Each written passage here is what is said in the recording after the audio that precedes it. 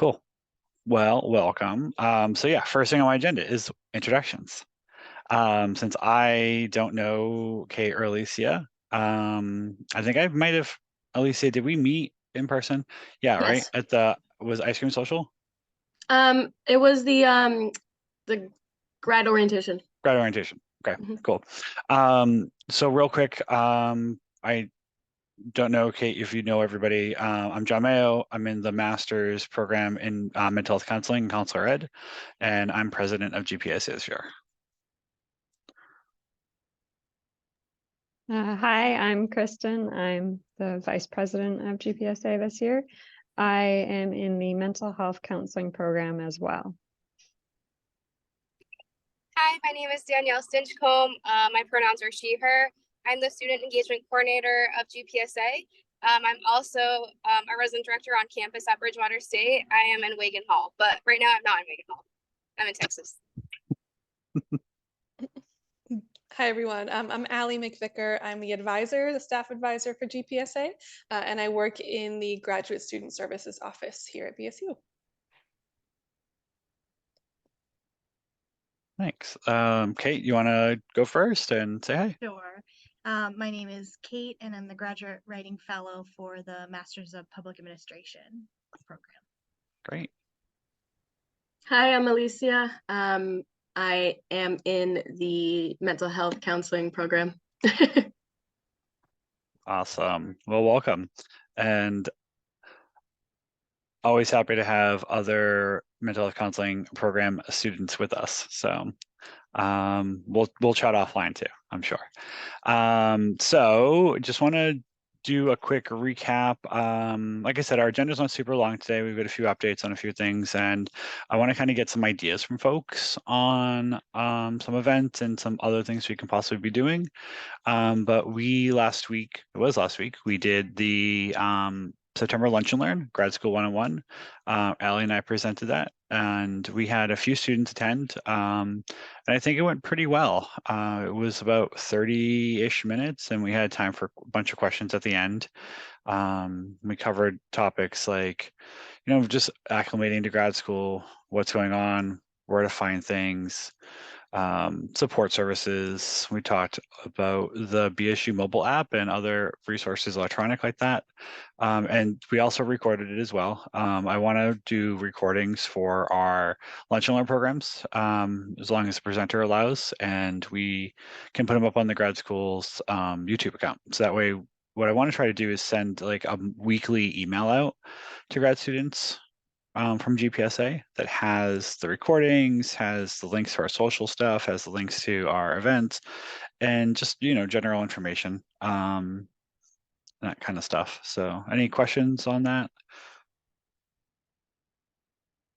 Cool, awesome. Well, let's jump into some event updates. You have maybe have seen the emails that we sent out about Sawchuck Farm Maze. Corn Maze we're doing this weekend. We sold out our tickets. So we bought 30 tickets and we offer them at a discount to grad students and their families. And we are completely sold out. So that's going to be exciting. I know Allie coordinated the sending out of tickets and I got mine. So thank you, Allie, for doing that. And I think we have like 6 different groups of people coming, which is exciting. Alicia, are you going? Did you get tickets? No, I am working so I work weekends sometimes, so Nice. I wasn't able to do that one. No worries, no worries. Kristen, Danielle, and I will be there. I know we're gonna meet up at like 10 a.m. and I've got buttons for us. Let me forget to give you guys those. And the email that Ali sent out says that we're gonna meet there at 10. So if folks want to hang out with us, they can. If not, it's a great day on their own. So it's an event that we've never done before. I don't think GPSA in its history has done an off-campus type of event like this. So this is a really cool opportunity for us to promote some quality time with students and their families. I always keep saying this and I'll continue to say it, it's not just us who go through grad school, it's our families that go through it with us. So anytime we can include them, I love that. So And then we were talking about doing a event for maybe a Friendsgiving type thing at Baird's Ale House. Kristen, I don't know, do you have any updates on that?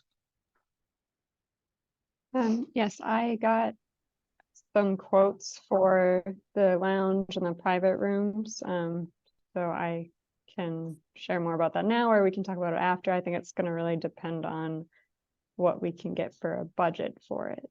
Okay. What pricing did they give you for the rooms?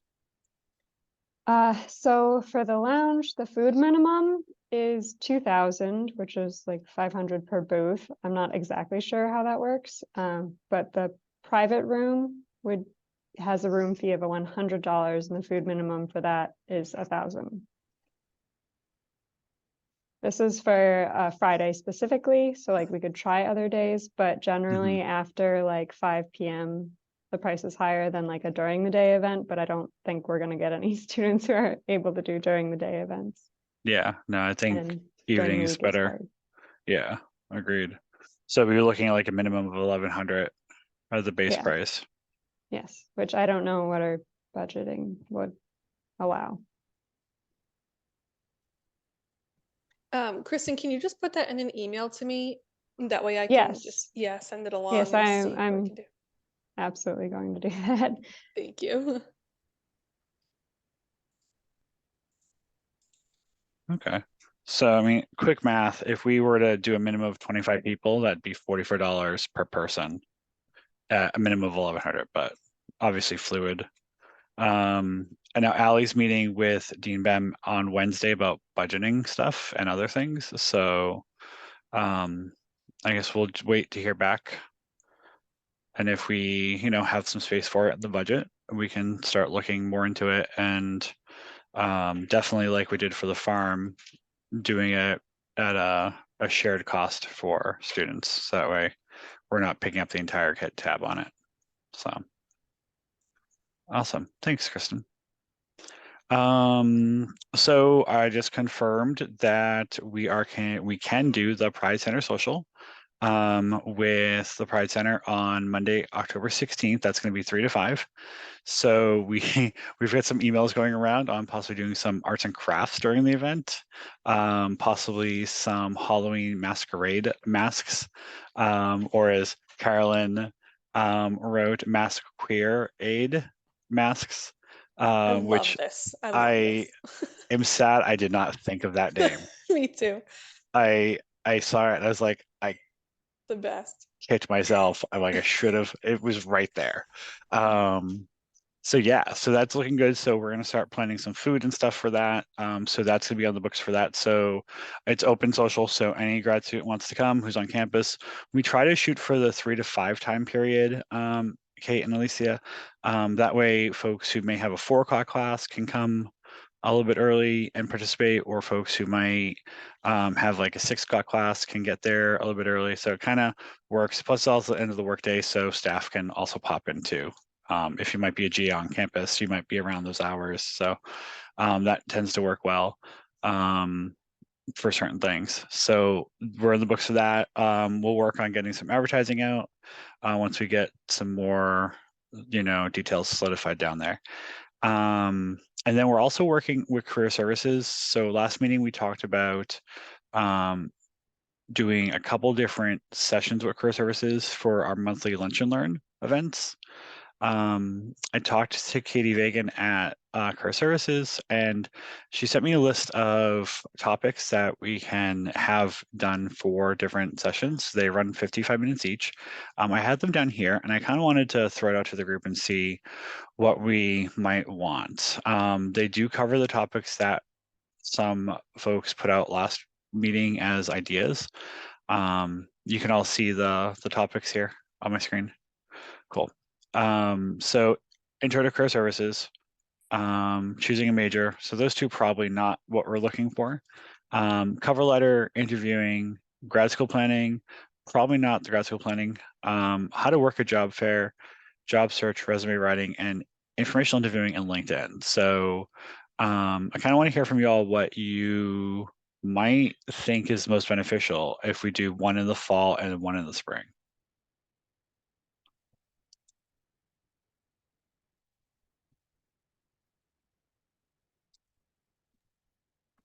Can I I go personally first? would be interested in the LinkedIn one. I know other people, job searching is really difficult overall right now. And I feel like I don't use LinkedIn as much as I could. And I know I have a friend who's been doing like an extensive job search recently in California. But she like went to like a recruiter to like help her, and they told her you have to be on LinkedIn, you have to have that, and she had no idea that like any of that was a thing. So that one I think I would personally be interested in.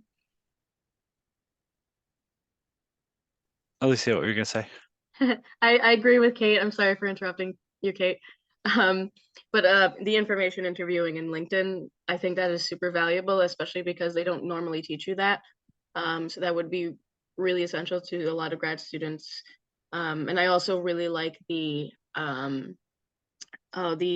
effective interviewing. I feel like a lot of people freeze up when they go to an interview, and it depends on the program too. Like I know for counseling we have to bring like a portfolio with us as we interview, so there is it would be nice to have that, like someone there to help with different sections of interviewing, including like what do you need to know, what are you specialized in, et cetera, et cetera. Like there's very specific questions geared towards different fields of study. So Awesome.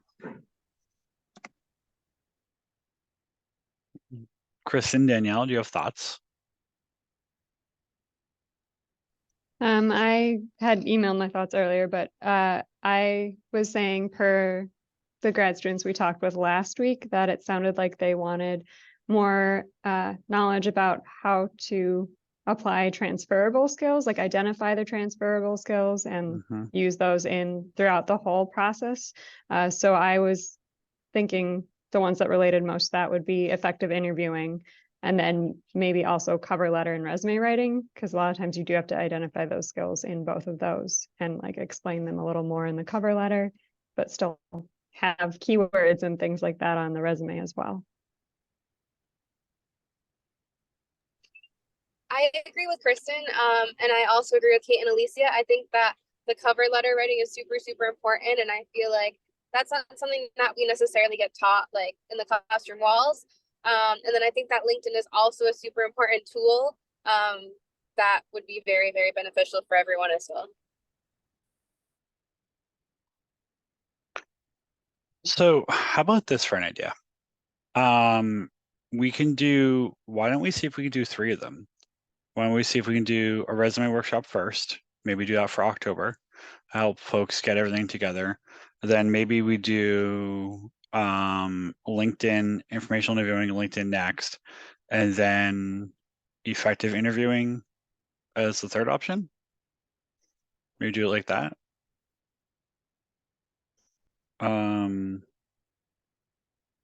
We don't have anything planned, I think, for November at the moment. So October, maybe resume, maybe November if they can do it. LinkedIn informational interviewing. And then maybe January effective interviewing. Does that sound like a plan for folks? Awesome. I like January for effective interviewing because I feel like sometimes it's like a new year, new me. So maybe a lot of people will be applying for new jobs around January. So then they'll have those fresh skills like in their tools. Cool. Awesome. Okay, then I'll put the request form in today and see if we can get those dates on the calendar with career services and get those offered. We'll do it like we normally do the noon time Zoom. I think that works for a lot of grads who might have opportunity to, take lunch and eat while we're doing session. So since we all have busy schedules and a lot of us work more than one job. So cool. Thank you, friends. Anything else about career services stuff before I move on? Awesome. So headshots. We got the date set for October 26th, October 27th. Allie's nailing down a location now for us. and sign up sheet is ready to go. So Kate and Alicia, just so you know, we try to do an event every semester where we do free headshots for grad students, in case you need to update your LinkedIn profile. We had a really good successful event last year. We did three. We did the headshot ones in the library, and then we also did a graduation one with the president, which we can hopefully do again this year, where grad students came all dressed in their regalia, and we took photos with the president and his regalia on the steps of Boyden. And that was fantastic. People absolutely loved it. So hopefully we can do that again too. So that's gonna be Thursday and Friday. I think 3 to 6 we have the time scheduled down. So we do basically 3 signups for every 15-minute spot in that grouping. So whatever number that works out to, the number of students, I think it's like 48 overall across the 2 days. So yeah, Alicia, good. Do we have like, I'm always thinking inclusive wise. Mhm. Do we have like donated clothes for people who don't have formal wear? So Great that they question. can be, yeah, so that way we can have like some options for people who don't come dressed up, but we can give them some options that they can dress up so that they can have the professional wear. That's a great idea and thought. I believe there is some office, is it career or commuter, that has a closet Mhm. of that, right? What, I think it's career services. right? Career Okay. services, yep. Can we steal that for the event? We can certainly ask. John's got some good connections over there with the new director, so let's see. I've known him for a while. Yeah, let's try. That's great. Thank you. He was, yeah. Yeah, no, that's a great idea. We can, even if we can even put information in the email when we send it out to folks, say, hey, if you need this, this is a option, this is a resource available to you. Perfect. That's what reminds me, I need to donate some clothes to them, because I have a lot of professional clothes that needs to be donated, and I'd rather donate it to that than the Goodwill. So so tell your friends, they're always taking donations for things. So Lucy, that's a great idea. Thank you. Cool. And so once we get a location solidified, Allie's going to be booking a classroom space or a space for us to do check-ins and maybe a little bit of food. Once that gets solidified, we'll be able to send out the email, because we want to give people enough lead time to sign up and get it all set. And chat, yes. Like Allie said in the chat, most likely it's going to be in DMF. So I think it's going to be a really cool space for it.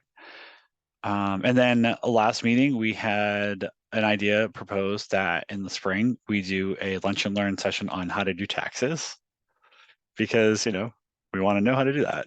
And that's also not something we generally learn in our regular education. So Allie connected with some of the faculty in the accounting department, and they've identified somebody who can do a session for us. So I've got that on my list of things to do to connect with them. We've got an email in my inbox just waiting right now to reply to, so we can find a date. We're thinking probably February ish is probably a good time for that.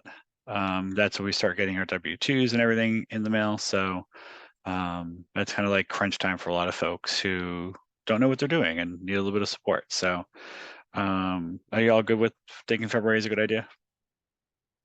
Cool. Love it. Taxes. So much good. Cool. That's so that's it for event updates. I know we do have some planning in the works for an event with some emotional support and therapy dogs coming up. We've been connecting with BSU Outreach on that. We're looking to do that somewhere around finals. As we get closer, we'll do more planning on that. They asked us to not plan so early because the dogs are all volunteer, and so sometimes volunteers put on their calendar and forget to put on their calendar and just don't show up. So we're using the expertise of BSU Outreach to hold off. Apparently we're doing so great at planning stuff, we're being asked to plan some little things later on. So so that's coming up. And then yeah, I don't know if there's any thoughts you guys may have, or kind of what you're hoping to see this year, if there's anything you all need. You know, we also want to do more than programming. If there's something that is out there for students that we think is a need that's not being met, we can try to work on that too. Perfect example is the Lifelong Learning Lounge over in Hart Hall that opened last year. That was a need that was addressed for students and of all years, undergrad and grad and professional studies. And that's getting a lot of use.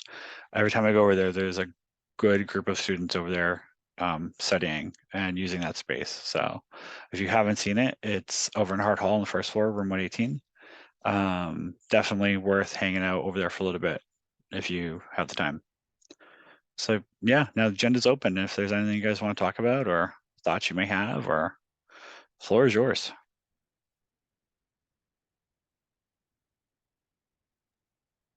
I think it would be good if like maybe like in the winter time we could do like an ice skating event or roller skating. I know they do I know they used to like at the college I went to before, they used to like bring the roller skating on campus to students so that way no one did like had to travel. So that's an option. Um, and I think like maybe leaving some brochures in like any graduate student areas would be nice to like promote us, and also like maybe we can leave little gifts here and there, like a little like, hey, here's a self-care item, just like here and there would be nice to have. You can probably see him taking notes as we as we throw ideas out there. I like to really keep everything in like a running sheet. It helps so much. Yeah. I also want to mention that like as starting like I'm brand new to like Bridgewater, so I think maybe having more like welcome events, especially when student like I never even gotten a tour. So I think it would be really nice if we could introduce ourselves and also introduce the college as well, like the university, just so students can get acquainted with us, but also like not feel nervous about where their classes are or Mhm.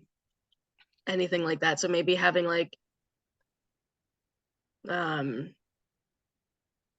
I know we had the ice cream social, but like again, it would be nice to like every year start off with like a week of events. That's a great idea. Alicia, when are you on campus? When Mondays and Tuesdays. Cool.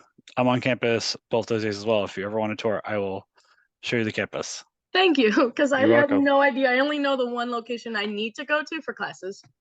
Awesome. I'll email you my cell phone number and we can connect. You should all know I was a tour guide on this campus when I was an undergrad, so absolutely love this campus. I spent 5 years here in undergrad, so Yeah, I was going to suggest that too. So thank you, John. you're welcome. You know, Alicia, last year we had, after the ice cream social, we had an optional tour. We only had one student, but it was nice. And they had walked around with folks. And so that was helpful. So we would love to find a time that works for people. It's so hard. That's the main issue, is like we can't find a time that works for everybody. So anytime you need anything, I'm getting very used to campus too, so you can obviously reach out to any of us. That's kind of what we're doing, but we don't know who would like those things if they don't come forward. So we're trying to find like the right mix of offering these things and having people there to help and having the students benefit. It's just so hard with everyone's schedules. Everybody's different. So we try to make it as accessible and easy as possible. So thank you for these ideas. These are really fantastic. We really appreciate it. Of course. And if you tie the tour with a scavenger hunt, meet people probably more Mm, inclined to go. for sure. Hmm. I love scavenger Definitely. hunts. Me too. With like a BSU swag prize. Yep. We got those. Love it.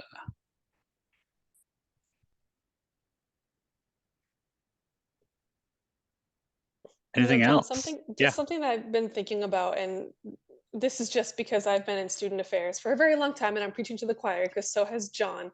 Because I do multiple orientations a year in my previous position, so I'm wondering if we can just keep an eye on those folks that are admitted in the spring and what they might need. If there are people that we're missing, and if it would make sense to do a very miniature version of our orientation for folks, like in the heritage room here in the library or something, and offer, you know, a small tour or something. I just feel like those students get lost whenever we have, you know, I go over the appeals for students that submit late withdrawals or late drops or ads or things, and they're always spring semester students. And I've only been at BSU for a year and a half, and I'm already seeing that trend. So I'm just kind of wondering, you know, if we could keep an eye on some of our spring folks and see what we can do to help them better acclimate. We That's haven't a done it in the past, but well, I'm in this role now, so I guess we can do what yeah. we need to help students get connected. That's a great idea, because I was thinking back to like my first class was in the summer, and Yeah. you know, because I enrolled and then jumped right into taking one summer class, and Mhm. I was thinking about like if I didn't already have the knowledge I have about BSU, I would have been lost. Mhm. You know, Yeah. because there wasn't a lot really there if you didn't Right. start before fall. Yes. Um, no, it's a great idea. I think we should definitely make that a thing we do in the spring. Yeah, and the summer folks too, we can work with Yeah. admissions, you know, Hmm. to get connected to the students who are enrolled, newly enrolled. I see the spring and the summer, now that you say that. Those are the folks that I'm Hmm. always trying to process appeals for, or like they're just kind of lost. Um, if they're new to BSU, which, you know, more than half of our new grads are alum, whether it's recent right out of undergrad or if it's a couple years. So they're somewhat familiar with the campus, but it's the folks that are brand new. The phone calls that I get of like, I'm brand new, I don't know what I'm doing. And I get walk-ins, and it's always the people that are not admitted for fall, or summer, and they have to wait for the fall orientation. So Hmm. just something to put out there that I've been thinking about. It's on the list. I think it's a really good idea. Thank you. You're welcome.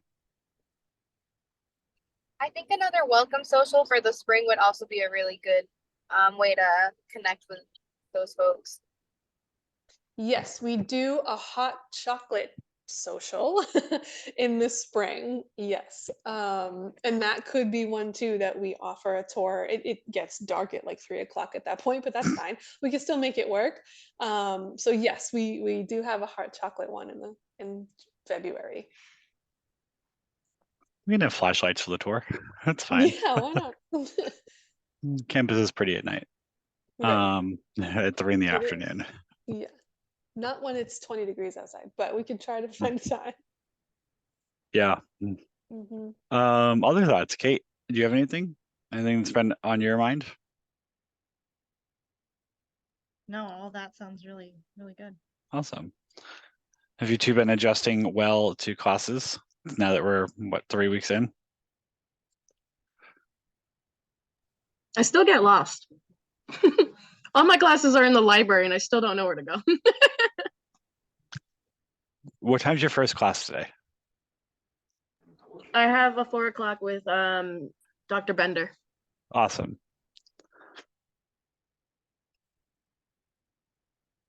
I'm in that room right after you, so Chris and I both, because Dr. Bender's in the same That's room awesome. all night long. So, um, cool. Okay. Well, if there's nothing else for the rest of this meeting, I think we are good. Are we good to end? Sound good? Cool. So next, you see here the next couple of meetings for October. The meetings are going to be on Tuesday. November meetings on Wednesday, and then December on Thursday.